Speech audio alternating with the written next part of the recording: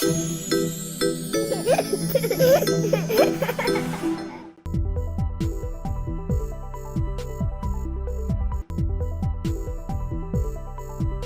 అండి, నా పేరు డాక్టర్ జగన్మోహన్ వరకల్ల.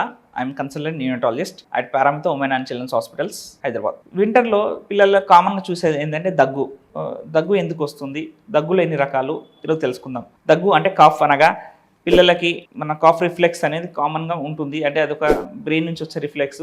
మన ముక్కులో కానీ మన గొంతులో కానీ ఏదైనా ఫారెన్ బాడీ వచ్చినప్పుడు రిఫ్లెక్స్గా బయటకు తోయడానికి మన కాఫ్ వస్తుంది. That is called cough reflex. అలా కాకుండా కొంతమందికి డ్రై కాఫ్ ఉంటుంది. డ్రై కాఫ్ అనగా ఏ ఫ్లమ్ కానీ ఏమి మనకి స్ఫూటం కానీ అలాంటిది ఏం లేకుండా ఊరికే పొడి దగ్గులాగా వచ్చేదాన్ని డ్రై కాఫ్ అంటారు. జనరల్లీ డ్రై కాఫ్కి రీజన్స్ అలర్జీస్ ఉంటాయి. బ్రాంకైటిస్ అంటారు, అలర్జిక్ బ్రాంకైటిస్ అంటారు. వింటర్ సీజన్లో సో కొంతమంది పిల్లలకి there have inborn tendency for allergy. So మన స్కిన్ అలర్జీ ఎలానో మన లంగ్స్ అలర్జీస్ కాఫ్ రూపంలో బయటపడుతుంది. ఫోర్స్ఫుల్గా కాఫ్ చేస్తూ ఉంటారు.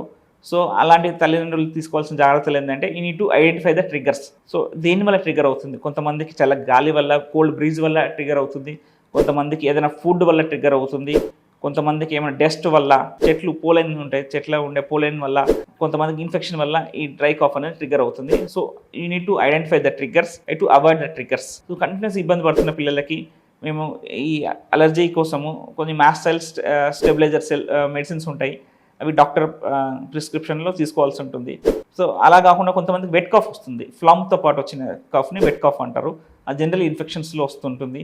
కామన్గా ట్యూబర్క్లోసిస్ అనే ఇన్ఫెక్షన్లో క్రానిక్గా కాఫ్ ఉంటుంది. 15 రోజుల కన్నా ఎక్కువ కాఫ్ ఉంది, స్ఫూటం వస్తుంది, అంటే తెమడ వస్తుంది. తెమడలో పచ్చ కలర్ కానీ బ్లడ్ ఉంది అంటే ట్యూబర్క్లోసిస్ సస్పెక్ట్ చేయాలి. అలానే వేరే రకాల ఇన్ఫెక్షన్స్, బ్యాక్టీరియల్ ఇన్ఫెక్షన్స్, కొన్ని ఫంగల్ ఇన్ఫెక్షన్స్లో కూడా కాఫ్ వస్తుంది. So that is wet cough. So medicines dry కాఫ్కి వెట్ కాఫ్కి డిఫరెంట్గా ఉంటుంటాయి. సో అన్ని కాఫ్లకి బ్లాంకెట్గా ఒకే మెడిసిన్ వాడడం సరైన పద్ధతి కాదు. సో డాక్టర్ని అడ్వైస్ తీసుకొని మెడిసిన్స్ వాడాల్సి ఉంటుంది. ఇవే కాకుండా వేరే రకాల బ్రాసీ కాఫ్ అంటారు.